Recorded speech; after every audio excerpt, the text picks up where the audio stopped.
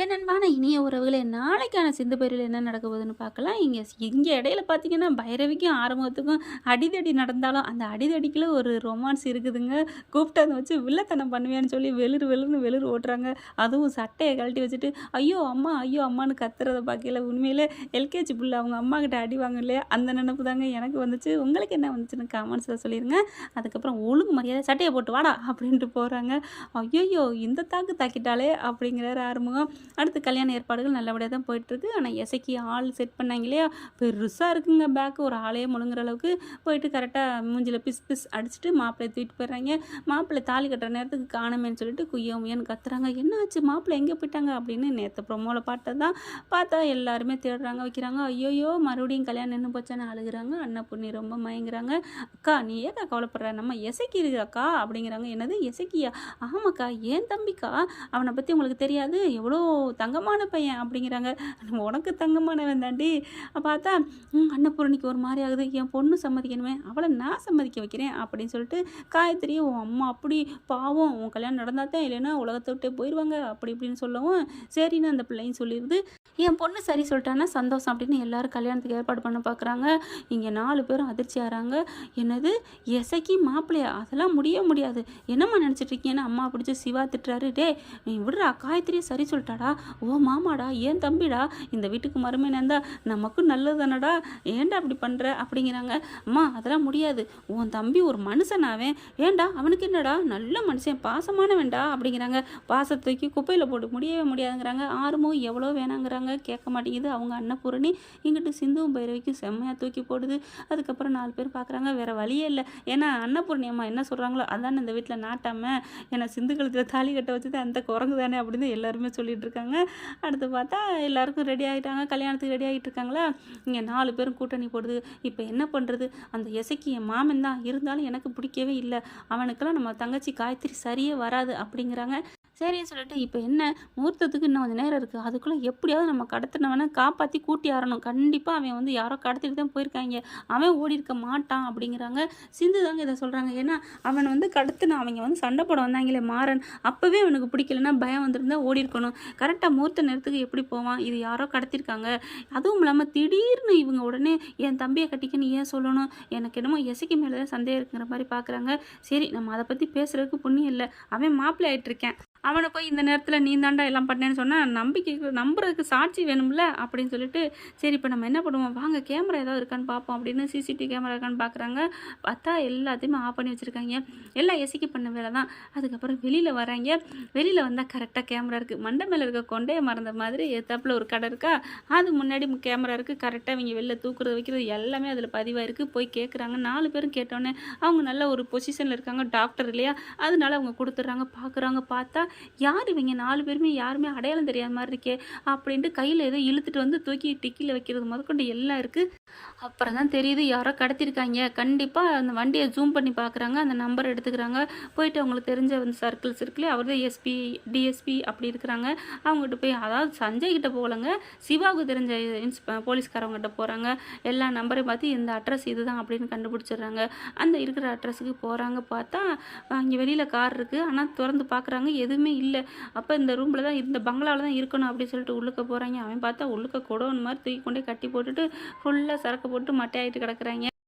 இவங்க 4 பேரும் நான் சொன்னேன்ல பார்த்தீங்களா கடத்திட்டு தான் வந்திருக்காங்க அப்படின்னு சொல்லிட்டு ஒவ்வொரு ரூம்பா தேடி தர்றாங்க. எத்தனை ரூம்பு வளைச்சி கட்டியிருக்காங்களே ஜெயில் மாதிரி அப்படின்னு சொல்லிட்டு ஒவ்வொரு இடமா தேடிட்டு போகிறாங்க. கரெக்டாக ஒரு ரூம்பு நல்லா டைட்டாக இருக்குது, சாத்தி வச்சுருக்காங்க. போய் டம்முன்னு உடைக்கிறாங்க. விட்டுறது என் மட்டையில் கிடக்குறவங்க எந்திரிச்சிடுறாங்க. பார்த்தா இவரும் மயங்கி போய் கிடக்குறாங்க, கட்டு போட்டு வச்சுருக்காங்க. யாரா அப்படின்னு அந்த 4 பேர் வர்றாங்க. இவங்க 4 பேர் தான் போயிருக்காங்கள, பூஞ்சு பாஞ்சு பாயும்புலி மாதிரி அடிச்சு நொறுக்கிட்டு மாப்பிள்ளை எப்படி கட்டாக ஊற்றுறாங்க. அவுத்துட்டு தண்ணியை தெளிச்சிட்டு, சரியா மாப்பிள்ளை எந்திரிங்க கண்ணை திறந்து எழுந்து பார்க்குறாரு. எப்படி நீங்கள் இங்கே வந்தீங்க அப்படிங்கல. நானும் கேட்குறேன், நான் எப்படி இங்கே வந்தேன், யாரோ 4 பேர் வந்தாங்க, முகத்தில் ஸ்ப்ரே அடித்தாங்க, அவ்வளோதான் நான் வாங்கிட்டேன் அப்படிங்கிறாங்க. சரி ஒன்றும் பிரச்சனை இல்லை, வா டக்குன்னு அப்படின்னு கூப்பிட்றாங்க. இருங்க தாலி கட்டியாச்சா, கல்யாணம் நடந்துருச்சா, ஐயோ அவளுக்கு இன்னும் கல்யாணம் ஆளில், நான் தான் காயத்ரி பிடிச்சேன் அப்படிங்கிறாங்க. நீ தாயா காயத்ரி பிடிச்சேன் வாயா அப்படின்னு சொல்லிட்டு 4 பேர் அலையக்கா தூக்கிட்டு அப்படியே வேகமாக வர்றாங்க. இங்கே பார்த்தா மாப்பிள்ளையை உட்காந்துறாரு, பொண்ணு வந்துடுறாரு. சீக்கிரம் தாலியை கட்டுடா, எங்கே இந்த 4களையும் காணுமே அப்படின்னு பார்க்குறாங்க. பார்க்குறாங்க. எங்கப்பா சிவா சிந்துவை காணோம், பைரவி ஆறுமுகத்தை காணோம் அப்படிங்கல. அக்கா அது எங்கிட்டாவது போயிருக்குங்க, நீங்கள் தாலியை கட்ட சொல்லுங்கக்கா ஃபஸ்ட்டு அப்படிங்கிறாங்க. இல்லை இல்லை, என் அண்ணன் வராமல் நான் பண்ண மாட்டேன், தாலி கட்டிக்க மாட்டேன்னு அந்த பிள்ளை ஜாடியில் சொல்லுது. அன்னபூரணியும் பார்க்குது, பொறுத்து பொறுத்து பார்க்குறாங்க. நேரம் போயிட்டே இருக்குது. அக்கா என்னக்கா, நம்ம 4 பிள்ளைங்க தானே, வந்ததுக்கப்புறம் மாலையை மாற்றிக்கலாம், பார்த்துக்குவாங்கக்கா, தாலியை கட்ட சொல்லுங்கக்கா, தாலியை கட்டு மாமா, தாலியை கட்டு மாமா அப்படிங்கிற மாதிரி இங்கே மகா இருந்துக்கிட்டு பிடுங்கி எடுக்குது. அன்னபூர்ணியும் பார்த்தா இல்லை என் பிள்ளைங்க வரணும் அப்படின்னு சொல்லி வெயிட்டிங்கில் நிற்கிது. சே, இவ என்ன இப்படி பண்ணிகிட்டு இருக்காளே, ஒன்றுமே புரியலையே. அப்புறமா பார்க்குது ஐயரை பார்த்து, சொல்லுங்க அப்படிங்குதா மகா.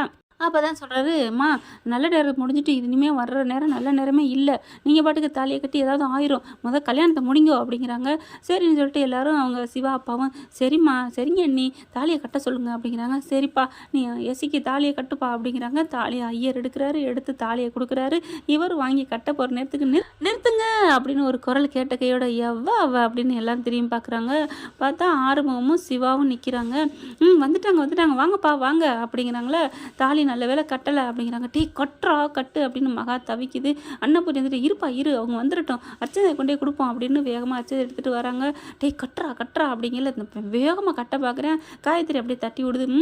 அண்ணன் வந்துடட்டும் அப்படின்னு சொல்கிற மாதிரி. பார்த்தா நிறுத்துங்க, இந்த கல்யாணம் நடத்தக்கூடாது அப்படிங்கிறாங்க. என்னது கல்யாணம் நடக்கக்கூடாது, எதுக்கு இவன் நிறுத்துன்னு சொல்கிறானே அப்படிங்கல. சிந்துவும் பைரவியும் வந்துடுறாங்க 4 பேரும். இப்போ எதுக்கு எசக்கியை வச்சு தாலி கட்ட சொல்கிறீங்க அப்படிங்கல. என்னது எசக்கியா, வேறு எங்கே மாப்பிள்ளை இருக்குது, என்ன நினச்சி இருக்கீங்க, என்ன ஆறுமுகம் உன் தங்கச்சிக்கு என் தம்பி போன போதுன்னு வாழ்க்கை கொடுக்குறான், என்ன ரொம்ப பண்ணுற அப்படிங்கல. அப்படிலாம் இறக்கப்பட்டுலாம் கொடுக்க வேணாம் சின்னம்மா, எங்களுக்கு எங்கள் மாப்பிள்ளை வந்தாச்சு அப்படிங்கிறாங்க. என்னது மாப்பிள்ளை வந்தாச்சா அப்படிங்கல. இதே இடத்துல இதே குறிச்ச நேரத்தில் நடக்க வேண்டிய கல்யாணம் நடந்து தீரும் அப்படிங்கிறாங்க. எப்படிப்பா மாப்பிள்ளை தான் இல்லையே, அவன் தான் ஓடி போயிட்டானே அப்படிங்கிறாங்க. ஓடி போயிட்டானா, யார் ஓடி போயிட்டான்னு சொன்னது அப்படின்னு சொல்லிட்டு மாப்பிள்ளை அப்படிங்கிறாங்க. கரெக்டாக அவர் வராங்க. 4 பேர் விரிஞ்சு காமிக்கிறாங்க. பின்னாடி இருந்து வராரு, தூக்கி வாரி போடுது. ஐயோ அப்படின்னு சொல்லிட்டு எசுக்கி கட்டுறா அப்படிங்கல கட்ட போகிறாங்க. மறுபடியும் தட்டி விட்டுறாங்க. அதுக்கப்புறம் எந்திரா அப்படின்னு சொல்லி எந்திரிக்க வச்சுவிட்டு நீங்கள் வாங்க மாப்பிள்ளை அப்படின்னு உட்கார வைக்கிறாங்க. பெரியம்மா பார்க்குது, அண்ணா பொண்ணு என்னப்பா நடக்குது, அதெல்லாம் என்ன நடந்துச்சுன்னு அப்புறம் சொல்கிறோம், தாலியை கட்டுங்க மாப்பிள்ளை அப்படிங்கிறாங்க. மகாவுக்கு அப்படியே பல்பு வாங்கின மாதிரி போயிடுது. எசக்கி வேறு வழியே இல்லை, அப்படியே நின்றுட்டுருக்கான். எசக்கியை பார்க்குறாங்க ஆறுமுகம் சிவாவும். நீ பண்ணது எல்லாம் எங்களுக்கு தெரியும், எல்லாத்தையும் சொன்னேன்னு வச்சுக்கோங்க எங்கள் அம்மா மனசு ஒரு மாதிரி ஆயிரும், அதுக்காகத்தான் நான் அடங்கி போய் நிற்கிறேன் அப்படின்னு ஆறுமுகம் சொல்கிறாரு. அப்படியே முறைச்சி போய் நிற்கிறேன். என்ன தெரியாது நினைக்கிட்டியா அப்படின்னு சொல்லிட்டு, ஏன்னா அடித்து நொறுக்குனதில் யாரா இப்படி பண்ண சொன்னதுன்னு கேட்குறாங்க. அவங்க எல்லாருமே ஒத்துக்கிறாங்க. ஃபஸ்ட்டு மாறன் தான் அப்படிங்கிறாங்கிட்டே உண்மையை சொல்லணுன்னு வையன் அப்படின்னு 4 குடுப்பு கொடுத்தோன்னே எசக்கி தான் எல்லாம் பண்ணார் அப்படின்னு உண்மையை ஒத்துக்கிறாங்க. அதை அப்படியே இங்கே சொல்கிறாங்க. நீ தான் எல்லாம் பண்ணேன்னு எங்களுக்கு தெரிஞ்சிருச்சு, நாங்கள் போயிட்டு போகுது இந்த குடும்பத்தில் இந்த கல்யாணத்தில் எதுவும் நடக்கக்கூடாதுன்னு அடங்கிட்டு இருக்கோம். இப்போ நீ என்ன பண்ண போகிற, தாலியை கொடுத்துட்டு அங்கிட்ட தூக்கி போட்டு அர்ச்சனையை கையில் வச்சு தாலியை கட்டுங்க மாப்பிள்ளைன்னு சொல்ல போறியா, இல்லை உன் கையில் நான் விளங்க மாட்டேன் வைக்கட்டுமா அப்படின்னு ஆறுமுகம் சிவாவும் சொல்கிறாங்க. வேறு வழியே இல்லை. மகா பார்த்து, அக்கா மாப்பிள்ளை வந்து காயத்ரிக்கு ஏற்றது செலியன் மாப்பிள்ளை அக்கா, அவங்களும் தாலி கட்டணும், நீங்கள் கட்டுங்க மாப்பிள்ளை, நீங்கள் தாலியை கட்டுங்க, நான் அச்சதை போடுறேன் அப்படின்னு கையில் எடுத்துடுறாங்க. அந்த பயம் அப்படிங்கிறாங்க. தாலியை கட்டி முடிச்சிடுறாங்க. அச்சதை போட்டுறாரு. தரன்னு இழுத்துட்டு போகுது மகா. இசைக்கியை பிடிச்சி, ஏன்டா அப்படி பண்ண, எதுக்குடா தாலி கட்ட பார்த்த அப்படிங்களா. அக்கா நீ வேறக்கா, என் கையில் விளங்க மாட்டலையே, அதை நானே கையில் பூவை கொடுத்தாங்க, அது எவ்வளோ பெருசு, என்னடா சொல்கிற, ஆமாக்கா அப்படின்னு நடந்ததை பூரா சொல்கிறாங்க. சொதப்பிட்டாங்கக்கா, என் பேரை போட்டு கொடுத்துட்டாங்க, நான் மாறனதே மாறணும் சொல்லுங்கடான்னு சொன்னேன், ஆனால் என் பேரை கரெக்டாக போட்டு கோர்த்து விட்டாங்க பயப்பிள்ளைங்க, அப்புறம் என்ன பண்ண முடியும், அவங்க 4 பேரும் வந்து காப்பாற்றி கூட்டியாந்துட்டு 2 பேர் என்னை கிடுக்கு பிடி போட்டாங்க தெரியுமா, கையில் பூ எடுக்கிறியா இல்லை விலங்க போடட்டுமான்ட்டு. நல்ல வேலை நான் இப்போ பண்ணது சரியா தப்பாக்கா, நீ இப்போ பண்ணது சரிடா, ஆனால் அப்போ பண்ணது சரியில்லைடா அப்படிங்கிறாங்க. என்னக்கா நான் அப்போ பண்ணது சரியில்லை, ஆமாடா கட்டுறா தாலியை நீ எவ்வளோ கட்டுனியா அப்படிங்கிறாங்க. அக்கா நிறுத்துங்கன்னு சொல்லி நான் என்னக்கா பண்ண முடியும், அப்படின்னு தாலி கட்ட போனேக்கா அந்த அப்படின்னு சொல்லிட்டு அவங்களோட ஊனத்தை வந்து சொல்லி காமிக்கிறாங்க. அவள் தான்க்கா தாலி கட்ட விடாமல் கையை தட்டி விட்டுட்டா அப்படிங்கிறாங்க.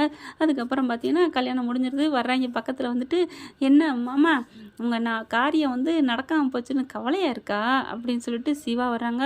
அப்படியே நிற்கிறாங்க. ஒழுங்கு மரியாதையாக அடக்கிக்கிட்டு வாழை சுருட்டிக்கிட்டு இருக்கணும், ஏதாவது பண்ணினீங்க இனிமே அவ்வளோதான், எத்தனை நாள் ஆசைப்பட்டுட்டு இருந்தீங்க இந்த மாதிரி ஒரு கனவு? இப்போ மட்டும் நீங்கள் கடத்தின விஷயம் நீங்கள் தான் சொன்னேன்னு வச்சுக்கோங்களேன், எங்கள் பெரியம்மா என்ன பண்ணுவாங்க தெரியுமா அப்படிங்கிறாங்க. பார்க்குறாங்க, டேய் என்னடா அவன் மாமன்டா, அம்மா வாயை மூடுங்கம்மா, நீங்களும் இப்படி இருப்பேன்னு நான் நினைக்கவே இல்லை, எப்படிம்மா இப்படி ஆயிட்டீங்க, உண்டை வீட்டுக்கே ரெண்டங்க நினைக்கிறீங்க அப்படின்னு சொல்லிட்டு சிவா திட்டுறாரு. சிந்துவை பார்க்குறாங்க. சிந்து அப்படியே சிரிச்சுட்டு முறைச்சிட்டு ஒரு மாதிரியா இருக்கா. ஏய் குள்ளச்சி, எல்லாம் நீ தான் காரணமா, நீ தான் எல்லாம் பண்ணியிருக்கியா அப்படிங்கல பார்க்குறாங்க சிந்து. அத்தை நான் இல்லத்த, ஹே நீனும் சேர்ந்தாண்டி போயிட்டு வந்த, உனக்கு இருக்குடி ஆப்பு உன எல்லாம் சுற்றி முற்றி கடைசியில் சிந்து மேலே தான் இறக்குது வாரத்தை. கல்யாணம் முடிஞ்ச கையோட வேலையெல்லாம் தடப்படலாம் பந்தி நடக்குதுங்க. பார்த்தா சிந்து விழுந்து விழுந்து வேலை பார்க்குறாங்க. சிவா இங்கே வா அப்படின்னு கூட்டிகிட்டு போய் கையை பிடிச்சி இழுத்து தனியாக கூட்டி போயிடாரு. என்ன டாக்டரே அப்படின்னு கேட்கல, அப்படியே கையை ரெண்டையும் கேட்டு போட்டுறாரு, அணை போட்டுறாரு. போட்டுட்டு சிந்துவை நடுவில் வச்சுக்கிட்டு அப்படியே கிட்டக்க வராங்க. என்ன டாக்டரே என்னாச்சு அப்படிங்கல. உண்மையிலே உன்னை நினச்சா எனக்கு பெருமையாக இருக்குது சிந்து அப்படிங்கிறாங்க. என்ன டாக்டரே சொல்கிறீங்க? ஆமாம் சிந்து, இப்போ நீ மட்டும் இல்லைன்னா என் தங்கச்சி கல்யாணம் இப்படி நடந்திருக்குமா?